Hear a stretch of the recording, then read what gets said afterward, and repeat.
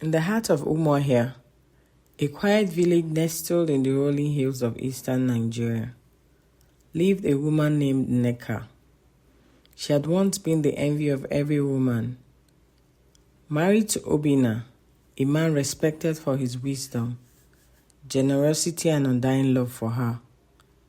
Together they had built a beautiful life, blessed with 2 children, Chukwudi and Adora, and their union seemed perfect. But fate has a way of shattering even the most peaceful of lives. It was a humid afternoon when Obinna collapsed while tending to their farm. The entire village rushed to help, but it was too late. His heart had given out, leaving Nneka a widow at 35. Grief gripped her soul as she sat in shock, watching the villagers carry his lifeless body back to the compound. In Umuahia, the loss of a man, especially a beloved one, sent ripples through the community. For days, mourners came from neighboring villages to pay their respects, leaving Nneka to endure the whispers. She's still so young, they said. Who will care for her children now? What really happened to Obinna? He was so healthy. Nneka, though devastated, forced herself to be strong for her children. She took over Obinna's responsibilities, managing the farm, selling palm oil, and keeping up with the village demands. She was praised for her resilience, but no one knew the storm that brewed inside her heart. It was 2 years after Obinna's death when strange things began to happen. It started with the sound of whispers at night, soft at first, like the wind rustling through the leaves, but soon they became more distinct, unfamiliar voices calling her name. Then came the crying, the heart-wrenching cry of a baby that seemed to echo from the forest nearby. Nneka dismissed it as the sorrow of her widowhood playing tricks on her. But one night she saw something that made her blood run cold. A shadowy figure stood at the edge of her compound, staring at her. She glanced, but before she could get a clearer view, it disappeared into the thick vegetation. Frightened and unsure of what to do, Nneka confided in her best friend, Amaka. Amaka, I don't know what's happening to me, she whispered as they sat in her kitchen. I hear whispers, and last night I saw something. It's like a spirit is haunting me. Amaka listened carefully, her face growing serious. You need to see Ugochi, the village priestess. She's the only one who can explain what's happening. Reluctantly, Nneka agreed, though she had always been skeptical of spiritual matters. The strange occurrences were too much to ignore. The next morning, Nneka visited Ugochi's hut on the outskirts of the village. The priestess, a woman in her 60s with piercing eyes and a deep knowledge of the spiritual world, welcomed her with a nod. As Nneka explained her experiences, Ugochi listened silently, occasionally humming as if she already knew the answer. There's something you're hiding, Nneka, Ugochi said at last, her voice calm but firm. The spirits are restless because of something you did in the past. Nneka's heart raced. She thought she had buried that secret long ago. Her mind drifted back to the time before Obinna. Her life had seemed so perfect. Before marrying Obinna, Nneka had been in love with another man, Chimaobi. Their love had been passionate, all-consuming, but forbidden. Chimaobi was from a neighboring village, and their families disapproved of their relationship.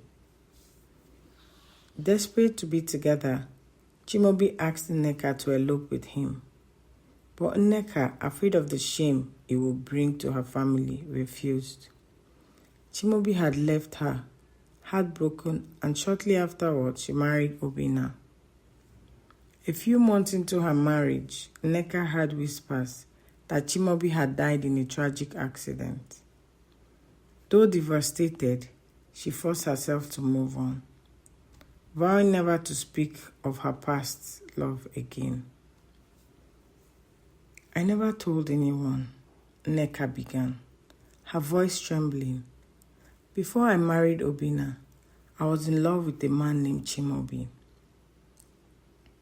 I loved him, but I couldn't run away with him. After I married, I heard he died. Ugochi's eyes narrowed. Chimaobi is the one haunting you. His spirit is not at rest because your love story with him is not finished. He's angry. Nneka gasped, her hand flying to her mouth. What can I do? The spirit must be confronted, Ugochi said. You must go into the forest tonight alone. Call out to him, and you will receive your answers. That night, under the full moon, Nneka ventured into the forest. The air was thick with humidity, and the trees seemed to whisper gloomily around her. She walked to a small clearing, her heart pounding in her chest. The distant cry of a baby echoed through the trees again, sending chills down her spine. Chimaobi, she called out, her voice trembling. If it's you, show yourself. For a moment, there was nothing but silence. Then a figure stepped out of the shadows, tall, broad-shouldered, and clearly Chimaobi. His face was filled with sorrow and anger. Nneka, his voice was low, filled with accusations. Why did you leave me? Tears welled up in Nneka's eyes. I didn't want to. I couldn't defy my family. I was scared. You chose them over me, Chimaobi said, his voice heavy with bitterness. You moved on, married Obinna, had children, and I was left to die alone. I didn't know you would die, Nneka sobbed. I never stopped loving you, but I couldn't run away with you. I thought you had found someone else. Chimaobi's eyes darkened. Someone else? His voice turned colder. There was someone else, Nneka. Her name was Ifunanya. We married after you abandoned me, but it was not love. She died giving birth to our child. Nneka's heart clenched. Obinna had married, had a child. She had never known. She stared at him in shock, unable to process the revelation. But that's not the worst of it, Chimaobi continued, his voice filled with malice. You think Obinna's death was natural?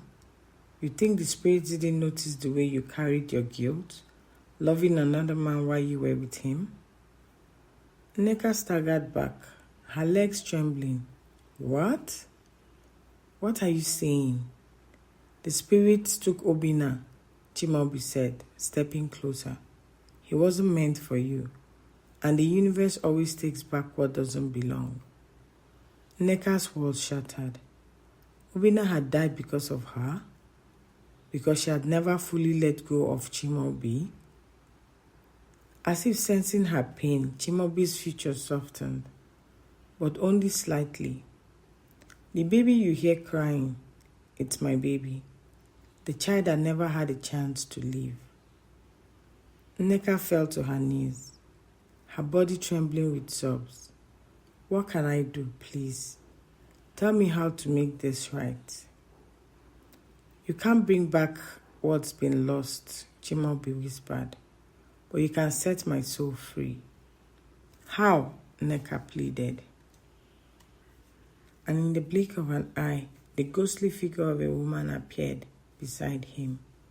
It was Ifunanya, her eyes hollow, her expression filled with sorrow. A cold breeze swept through the air, sending shivers down Nneka's spine. The spirits are restless, Chimaobi said. What was taken must be acknowledged. Only then will peace return. Nneka's voice trembled. Tell me what to do. You must make amends, Jimobi continued. Tears welled in Nneka's eyes as she nodded, understanding the weight of his words. That night, she lit a lantern and whispered a prayer for the ones lost to fate's painful hand. She spoke their names into the wind, letting the night carry them to an unseen world. A soft breeze stirred, rustling the leaves around her.